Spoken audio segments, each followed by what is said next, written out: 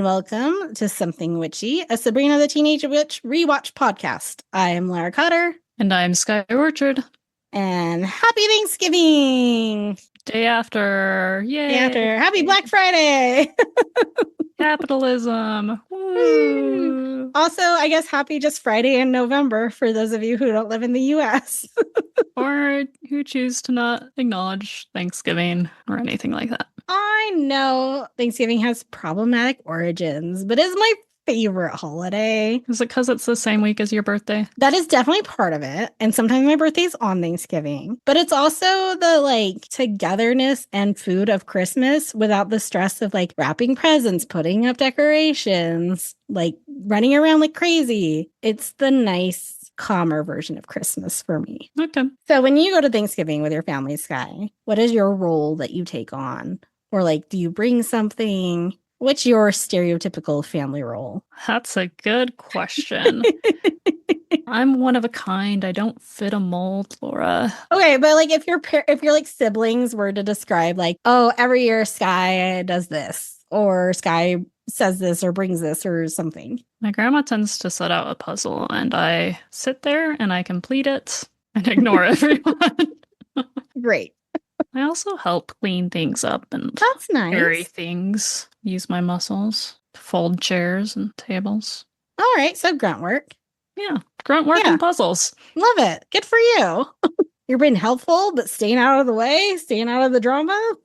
I am the baby of the family. Well, now that there's Miriam, I'm not, but I still am. For most of my life, I just show up and eat. I have started contributing.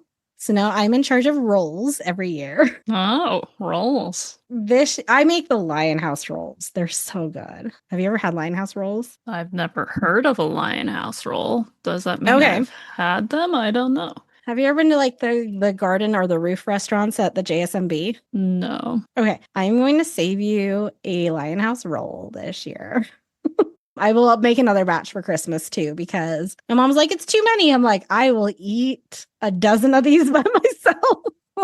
It is okay to have too many. You can get the box mix now, at Deseret Book, but I just do the online recipe and make them from scratch because it's just as easy. And this year I'm going to try and make pumpkin pie. We'll see how that goes. I was gonna say, I feel like you would be making desserts as well. Well, because usually we have cake because birthday. And so usually we'll have pumpkin pie and cake, but my birthday is a few days before. And my mom has tried in the past to be like, we don't need pumpkin pie if we have cake. And I'm like, no, that's not how this works. I get both. I demand both. And she's always dies a little bit inside. So I'm going to try and help by making the pumpkin pie, but we'll see.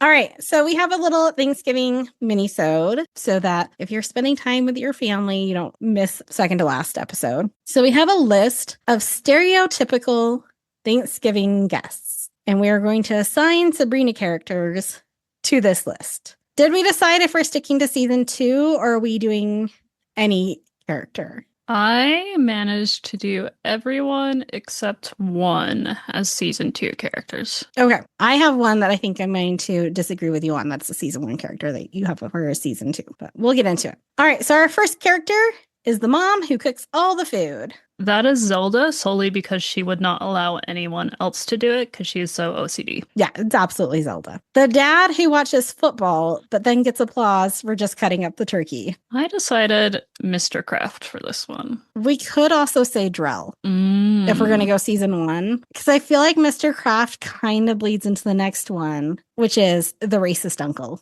Valid.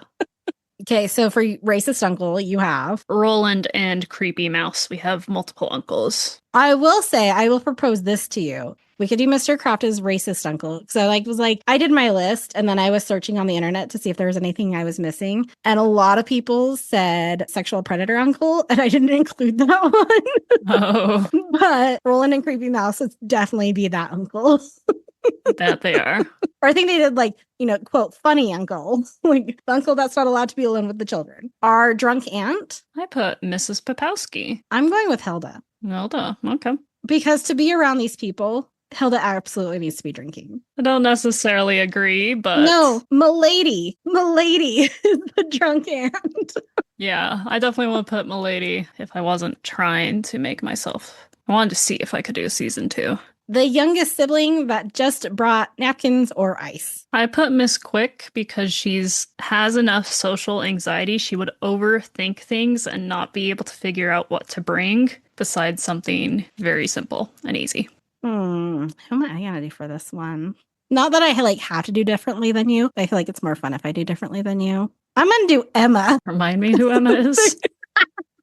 The girl that pops up is actually Melissa Joan Hart's sister, and she's the one talking to Sabrina about soccer, and Sabrina ignores her multiple times. Oh, yeah. She did show up in season 2, so she does count. The oldest sibling that's trying to help out mom and wrangle small children. I put the quizmaster because he's literally as a job wrangling the children and trying to make sure they don't cause magical havoc. That is the career he chose. Would he be helping? In his own way. Does the help actually help? Sometimes it doesn't. Ooh, I'm going with Skippy as the season 1 version of that. I guess we could put RuPaul as well. That's true. Because that was literally his role in whatever that episode was. Sabrina's choice. We literally just did it. Head injury. Blame it on the head injury. The cousin with this year's new partner. The cousin is Sabrina, and the new partner this year is Valerie. It's not Valerie with every boy that she likes that changes every single episode. Originally, I just had it as Valerie, and then I realized I didn't put Sabrina in here anywhere.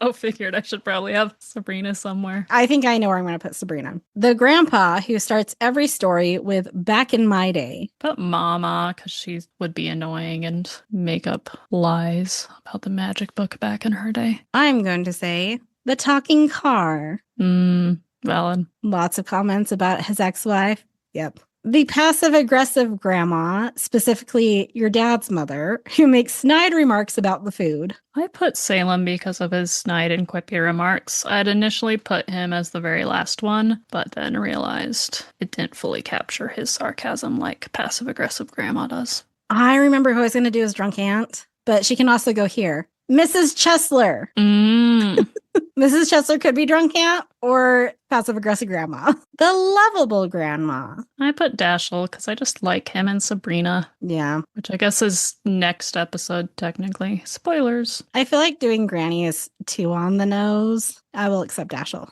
The overachieving cousin who just brags about their grades, the schools they go to, etc., etc. That is our dear Libby. I would also maybe put Sabrina in this category. Ooh, or Ralph, the alternate quizmaster student. Yeah, that'd be him. Put him and Libby in a room together. Ugh.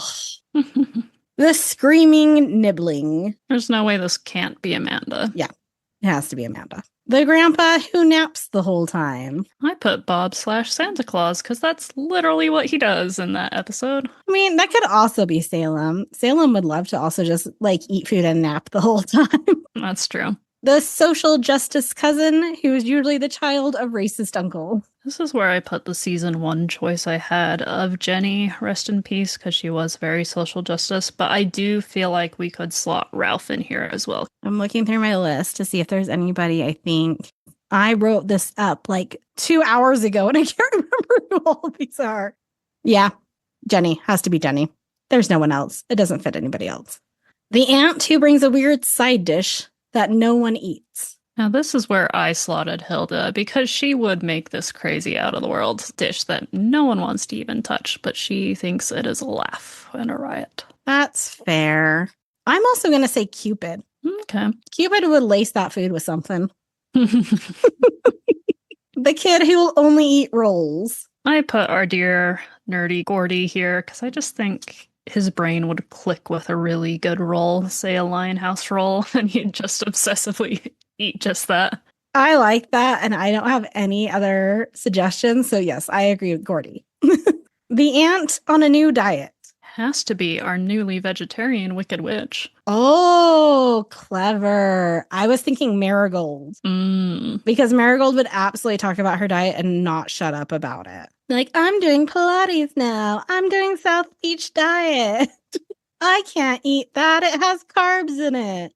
That would be Marigold. The teen who doesn't look up from their phone except to roll their eyes at their mom telling them to get off the phone. This one I didn't have a solid one for, so I just decided to go with the easy one of Cece and Jill together. Or Sunset, the tambourine girl from the band episode. I'll throw Sunset in there too. Forgot about Sunset. All right, our last one. The dog that steals food from the kitchen when everyone is in the dining room. So like I indicated earlier, this was where I originally put Salem because he is so obsessed with eating food. However, I ended up deciding Harvey because he snuck in and ate the candy without permission and it caused chaos. Yes. Yes.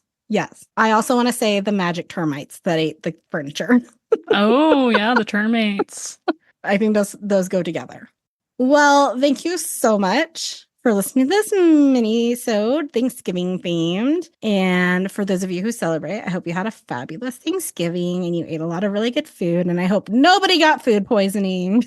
And please enjoy spending time with your loved ones, whoever they may be. And join us next week, where we'll meet our lovable grandma, Dashiell. Yes. I don't have my typical sign-off written in front of me. I don't know what to do. I only say these words 3,000 times. In the meantime, until next week, please like, share, rate, and subscribe to this podcast. Tell your Thanksgiving racist uncle about our podcast.